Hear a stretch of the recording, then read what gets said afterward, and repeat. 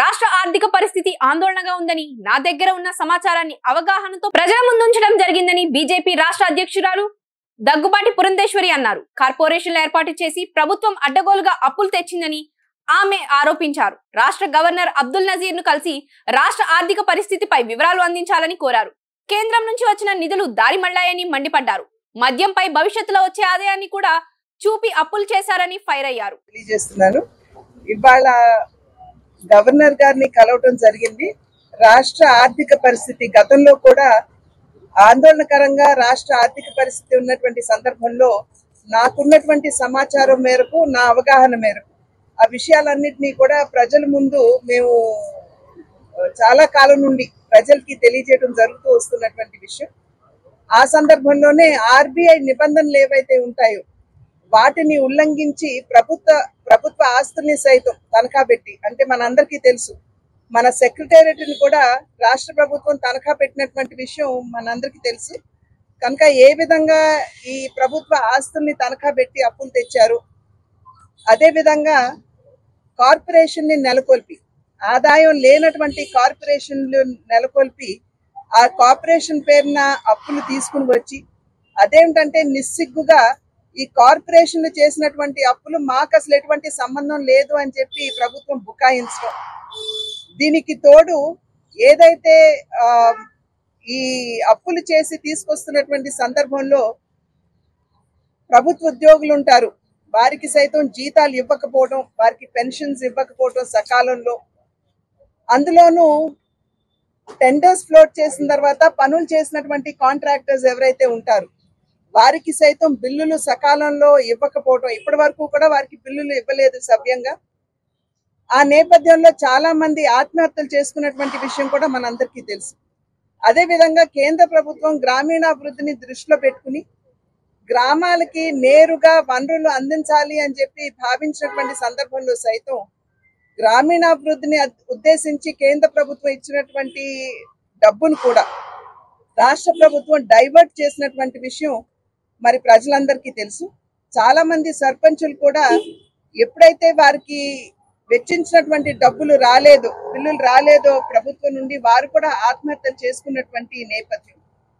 కనుక ఇవన్నీ ఏదైతే అప్పులు చేసిందో రాష్ట్ర ప్రభుత్వం, ఈ అప్పులు మరియు దాని మీద వడ్డీ తడిసి మోపుడైనటువంటి సందర్భంలో నేను ఇందాక చెప్పినట్లుగా కనీసం ప్రభుత్వోద్యోగులకి సైతం న్యాయం చేయలేనటువంటి పరిస్థితిని రాష్ట్రంలో మనమందరం కూడా చూసామని చెప్పి మీ అందరికీ కూడా అనేక సందర్భాలు మీ మాధ్యమంగా రాష్ట్రంలో ఉన్నటువంటి ప్రజలకి మేము పదే పదే తెలియజేస్తూ వస్తున్నటువంటి విషయం.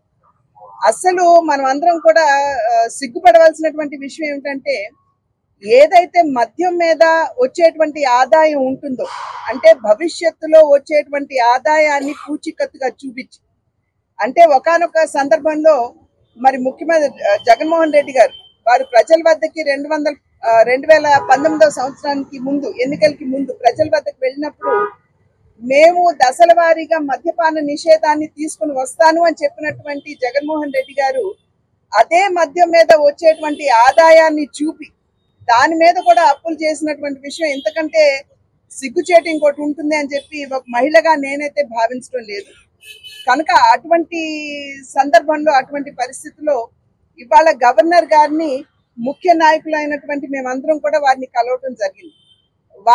వారి మాధ్యమంగా మేము చీఫ్ సెక్రటరీ ఎవరైతే ఉంటారో వారి దగ్గర నుండి వివరణ కావాలి అని చెప్పి మేము గవర్నర్ గారిని కోరటం జరిగింది. ఎందుకంటే వారు ఒక కాన్స్టిట్యూషనల్ అథారిటీగా వారు రాష్ట్ర ప్రభుత్వం నుండి వివరణ అడిగేటువంటి అధికారం వారికి ఉంది. వారు అడిగిన వెంటనే కూడా వివరణ ఇవ్వాల్సినటువంటి బాధ్యత రాష్ట్ర ప్రభుత్వం మీద ఉంటుంది. వారిని మేము రిక్వెస్ట్ గా ఏమని అడిగామంటే, ఏదైతే ఆర్బీఐ నిబంధనలకి అనుగుణంగా అప్పులు రాష్ట్ర ప్రభుత్వం చేసిందో ఆ అప్పులకి సంబంధించినటువంటి సంపూర్ణమైనటువంటి వివరణ మాకు కావాలి అని చెప్పి వారికి తెలియజేయడం జరిగింది. అదే విధంగా కార్పొరేషన్ల ద్వారా తీసుకొచ్చినటువంటి అప్పులు, అంటే ప్రతి ఒక్క కార్పొరేషన్, అనేక కార్పొరేషన్స్ నెలకొల్పడం జరిగింది. కనుక కార్పొరేషన్ల వారీగా ఏ మేరకు అప్పులు తీసుకొచ్చారు అనేటువంటి వివరణ కావాలి అని చెప్పి వారందరికీ కూడా వారి మాధ్యమంగా సిఎస్ ని అడగడం జరిగింది. అదే విధంగా కాంట్రాక్టర్స్ ఎవరైతే ఉంటారో వారికి చెల్లించవలసినటువంటి బిల్స్, అవుట్ స్టాండింగ్ బిల్స్ ఏవైతే ఉంటాయో వాటిని కూడా దానికి సంబంధించినటువంటి వివరణ కూడా సిఎస్ ఇవ్వాలి అని చెప్పి అడగడం జరిగింది. మరి దానికి తోడు రాష్ట్ర ప్రభుత్వం ఏదైతే గవర్నమెంట్ ఆస్తులు తాకట్టు పెట్టారు వాటి వివరణ కూడా ఏ మేరకు తాకట్టు పెట్టారు, ఏమేమి తాకట్టు పెట్టారు అనేటువంటి వివరణ కూడా కావాలి అని చెప్పి అడిగాం. అదే విధంగా రాష్ట్ర ప్రభుత్వం సోవినియర్ గ్యారంటీగా నిలబడి తీసుకొచ్చినటువంటి అప్పులు, ఎందుకంటే ఇది చాలా చాలా ప్రమాదం. మనకి రేపు ప్రతిదీ కూడా గవర్నమెంట్ కట్టవలసినటువంటి నేపథ్యంలో సావరెన్ గ్యారంటీ ప్రభుత్వం ఇచ్చినటువంటి నేపథ్యంలో దానికి సంబంధించినటువంటి వివరాలు కూడా కావాలి అని చెప్పి వారి మాధ్యమంగా కోరటం జరిగింది. ఇంకొకటి ఏమిటంటే ఇప్పుడు ఎన్నికలు మే 13 అయిపోయిన వెంటనే ఎవరికైతే కాంట్రాక్టర్లకి బిల్స్ పెండింగ్ ఉన్నాయో వెంటనే వారందరినీ కూడా సిఎఫ్ఎంఎస్ లో లోడ్ చేసి వారి పేర్లన్నిటి వారి వివరాలు లోడ్ చేసి అప్లోడ్ చేసి క్రమబద్ధంగా కాకుండా ఏదైతే ప్రయారిటీ వైజ్ గా ఇవ్వాలో వాటిని ఆ ప్రయారిటీ వైజ్ గా రిలీజ్ చేయకుండా వారికి ఇష్టం వచ్చిన వారికి, అంటే ఈ క్రమాన్ని తప్పించి ఇష్టం వచ్చిన వారికి బిల్స్ రిలీజ్ చేసినటువంటి నేపథ్యంలో ఒక కేర్ టేకర్ గవర్నమెంట్ గా ఎప్పుడైతే మోడల్ కోడ్ ఆఫ్ కాండక్ట్ వస్తుందో, ఇప్పుడు అధికారంలో ఉన్నటువంటి ప్రభుత్వం కేవలం కేర్ టేకర్ గవర్నమెంట్ మాత్రమే కనుక ఒక కేర్ టేకర్ గవర్నమెంట్ గా మీరు ఆ వనరులు రిలీజ్ చేయడం అనేది సిఎఫ్ఎంఎస్ ద్వారా ఇది సమంజసం కాదు అని చెప్పి మేము భావిస్తున్నాము. అదే విధంగా ప్రభుత్వ ఉద్యోగులకి సంబంధించినటువంటి ప్రావిడెంట్ ఫండ్స్ నుండి దానికి తోడు వివిధ ఆర్థిక సంస్థల నుండి ఏవైతే డబ్బులు తీసుకున్నారు, వనరులు తీసుకుని వచ్చారో వాటి వివరాలు కూడా ఇవ్వమని చెప్పి కోరటం జరిగింది. ప్రభుత్వ ఉద్యోగులకి ఏవైతే టిఏడిఏలు పెండింగ్ ఉన్నాయో, అవుట్ స్టాండింగ్ ఉన్నాయో వాటికి సంబంధించినటువంటి వివరాలు కూడా కోరటం జరిగింది. మరియు ప్రతి సంవత్సరం రీపేమెంట్ కింద ఏదైతే అసలు మరియు వడ్డీ కలిపి రాష్ట్ర ప్రభుత్వం కట్టాలో దానికి సంబంధించినటువంటి వివరణ కూడా ఖచ్చితంగా అవసరం కాబట్టి అది కూడా అడగడం జరిగింది.